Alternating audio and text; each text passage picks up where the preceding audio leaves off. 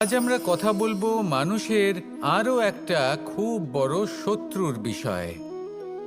তার নাম হলো ক্রোধ। এই ক্রোধ হলো একটি জ্বলন্ত কয়লার মতো, যেটা প্রজ্বলিত করে আপনি যার দিকেই ছুঁড়ে মারুন না কেন, সবার আগে কিন্তু আপনারই হাত পুড়ে যাবে।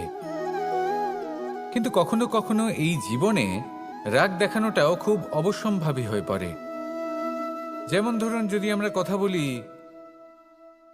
সেই ক্রোধের, যা আসে যখন আপনি ধর্মকে রক্ষা করছেন, অধর্মের বিরুদ্ধাচরণ করছেন, সত্যের হয়ে রুখে দাঁড়াচ্ছেন, মাতৃভূমির মঙ্গলের কথা ভেবে চলেছেন, নিজের প্রিয়জনদের মঙ্গলের বিষয় ভেবে চলেছেন, তখন ক্রোধের জন্ম হওয়া খুবই স্বাভাবিক আর কোনোভাবেই অনুচিত নয়।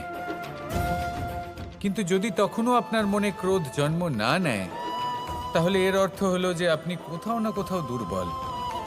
এই ক্রোধ নামক শত্রুকে যদি মিত্র করে তুলতে হয়, তাহলে পরিস্থিতির সম্যক ধারণা, বিবেক আর ধৈর্য, এই তিনেরই প্রয়োজন। তাই এই ক্রোধকে নিজের মিত্র করে তুলুন আর আমার সাথে ভালোবেসে বলুন, রাধা